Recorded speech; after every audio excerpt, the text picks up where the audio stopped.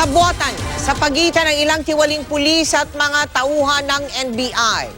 Yan ayon kay PNP Chief Director General Ronald De La Rosa ang lumalabas na nangyari sa pangingid na pagpatay sa Koreanong si Ji-ik Ju. Posible rin daw na pinatay ang Koreano dahil ayaw niyang magbigay ng pera sa mga tiwaling alagad ng batas. Nakatutok si Ivan Mayrina. Lumalabas daw na nagkaroon ng malawak na sabwatan sa nangyaring pagpatay sa Koreanong si Ji-ik Ju ayon kay PNP Chief Ronald Bato de la Rosa. At hindi lamang ito isang simpleng kaso ng tokhang o kidnap for ransom. The information that we received from the PNP side, also from the NBI side, is sasabi na to regular rin nagbibigay ng pera yung online gaming doon sa mga tiwaling opisyal ng NBI.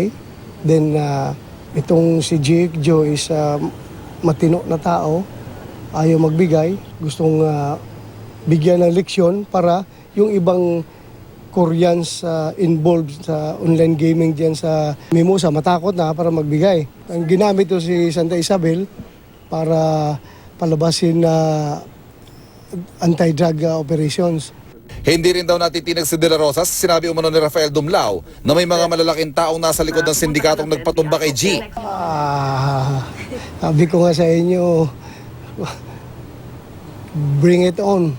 Dumalo naman sa pagbubukas ng reinvestigation ng DOJ ang pangunahing suspect na sina SPO3 Ricky Santa Isabel at Gerardo alias Ding Santiago, SPO4 Roy Villegas, Ramon Yalong at ang civilian agent ng NBI na si Jerry Umlang na siyang kasama ni Santa Isabel habang nagwi-withdraw sa ATM. Sa akin pong nalalaman po, si Dumlao po ang mastermind po nito. Kung sa akin pong ayon po sa pagkakalam ko kasi po, pag once na nasakay po ako kay Santa Isabel, nagkakausap po sila. Si po yung nag-i-instruct Dumlao. Hindi naman humarap sa investigating panel ang itinuturong mastermind na si Police Superintendent Rafael Dumlao. He is in the area, Your Honor, but according to him, for security reasons, he would not prefer to go down. Okay. Ang mga testigo na sina Christopher Baldovino at Marisa Moquicho, present din pati na ang may bahay ni G na si Kyung Jun Choi.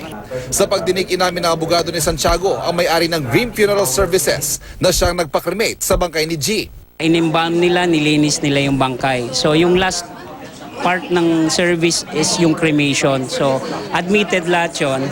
But that is only insofar as his business is concerned. Wala siyang ina-admit na alam niya na Koreano yun. In fact, hindi po niya alam. Ang alam niya, yung po ay galing, yung cadaver na yon ay galing sa operasyon nila Santa Isabel sa Oplan Tokhang. Hindi po niya alam na yun po ay from a kidnap for ransom case. Isinumite na rin ni Santiago ang cellphone niya kung saan daw siya tinawagan ni Santa Isabel. Binigyan ng korte ng 5 araw ang PNP Anti-Kidnapping Group at ang NBI na magsumite ng lahat ng ihahaing reklamo kahit nagsimula ng preliminary reinvestigation. Ang 7 Angeles City Police naman na sangkot sa iba pang kaso ng kidnapping umano ng mga Koreano, inilipat na sa Camp Crame mula sa Angeles City PNP. Ivan Mayrina, nakatutok, 24 oras.